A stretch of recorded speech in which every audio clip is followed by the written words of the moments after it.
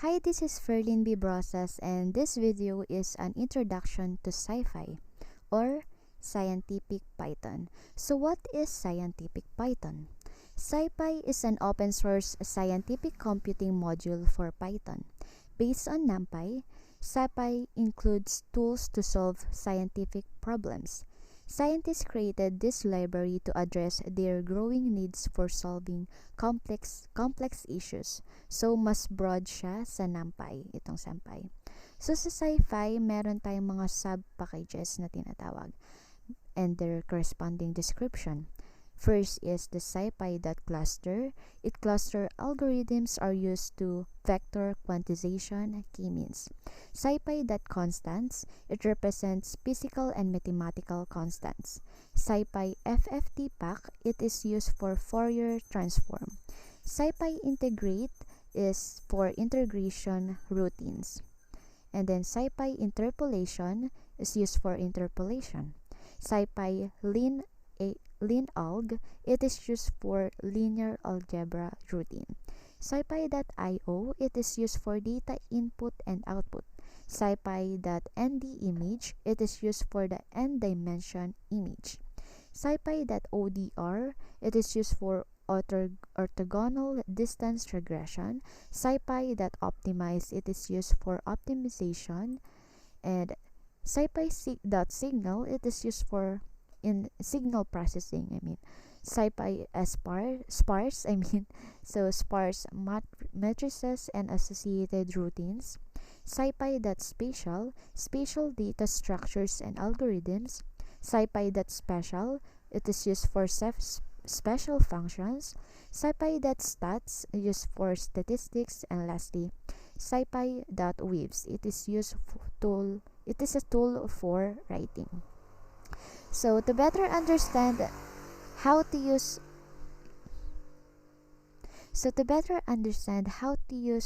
SciPy, we will be going to use this software Anaconda Navigator, and then we will launch the Jupyter Notebook.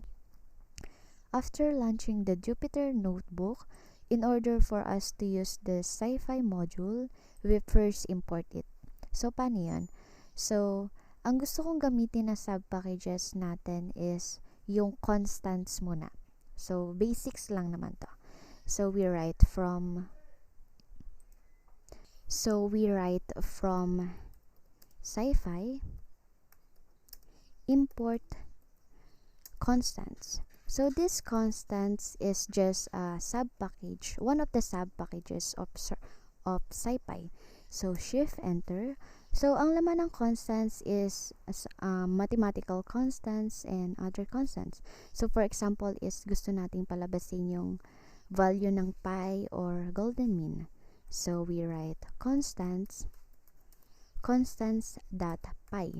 And then, Shift-Enter. As we can see, lumabas yung value ng pi, which is 3.1459 and so on. So, paano naman yung golden mean? We write constants.golden. Yan. So, ito yung value ng golden mean natin, 1.6218039 and so on. So, ito lang yung ilan sa mga mathematical constant na nagagamit natin kadalasan. So, dito sa constants, meron din siyang laman na mga for metric measurements. So, these are metric. Meron siyang laman ng mga metric measurements,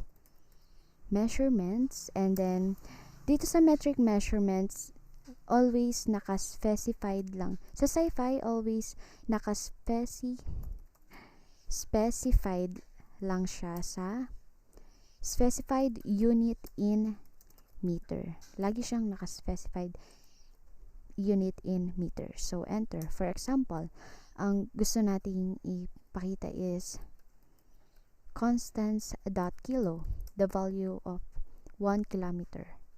1 meter in kilo, in terms of kilo. So, Shift-Enter. Meron tayo 1,000 meters sa 1 kilo. So, pwede din yung ibang measurement. We write constants.hecto. Shift enter. So merong 100 meters sa 1 hectometer.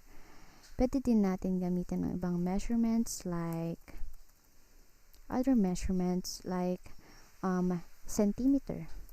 So ilang centimeter ba ang meron sa 1 meter?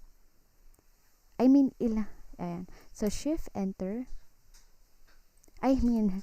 Constants dot centi lang. Shift enter. So we have 0.01 meters sa 0.01 meter sa isang centimeter. So bukod sa metric measurements, pwede din tayong meron din dito sa constants na to, meron din tayong mga mass measurements. Measurements. So dito naman, kung sa metric measurements naka-specified unit in meter, dito naman is specified unit in kilogram. Yan. So enter. For example is gusto nating palabasin is gram in terms of kilogram. So shift enter. Merong 0.001 kilogram sa isang gram. So for example is constants. Another example for mass measurements, constants that pound. Ilan bang meron? Shift enter. So we have 0.45359 and so on. So bukod dyan sa dalawang yan is marami pang iba. So another example is measurement sa time. So we write time measurement. Time measurement. So dito naman is naka-specified unit siya in terms of seconds. So seconds. Ayan. So enter. For example is gusto natin is minute. 1 minute. In terms of minute. So shift enter. Meron tayong 60 seconds sa isang minuto. And then another is constants.r. Ilan bang seconds ang meron sa isang oras? Shift enter, we have 3,600 seconds sa isang oras. So bukod sa constants, meron pa tayong ibang mga sub-packages as I said before. And one of the basic sub-packages here is bukod sa constants is yung special na sub-packages. So we import from SciPy, import special.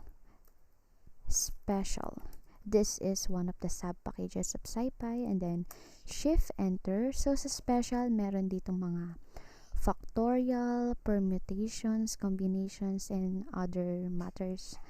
So for example, we write, gusto natin malaman ng factorial ng 10. We write a special dot factorial parenthesis 10. Gusto natin malaman yung factorial ng 10. Shift enter. As we can see, we have 3,628,800. So that is the factorial of 10. Another example, special data factorial ng 5. Ayan. So shift enter. As we can see, ang factorial ng 5 is 120. So another example in terms of permutation and combination. So nakapaloob din siya sa special. So we write special that perm, short for permutation, and then parentheses, and then dito is ang una is yung number of elements. Suppose that we have 10 elements, and then number of elements taken is 6. So we have special that perm parentheses 10 is the number of elements and comma, and then 6 number of elements taken. So shift enter. Ang permutation natin is 151,200. So another example, permutation ng, suppose that we have 28 elements and number of elements taken is only 3. So shift enter. we have 19,656. Yun yung permutation natin. What about combination naman? So, sa combination, ganun din, special.com. So, this is short for combination. And then, parenthesis, una ulit is yung number of elements. Suppose that we have 25 elements. And then, comma. And then, yung number of elements taken is only 5. And then, dito sa permutation is, minsan kasi, di ba sa permutation is, meron tayong tinatawag na repetition. May mga cases na may repetition.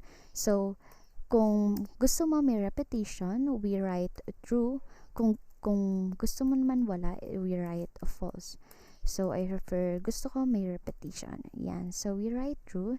And then, shift enter. Ang combination na having 25 elements and then 5 elements taken with repetition is true is 118,755.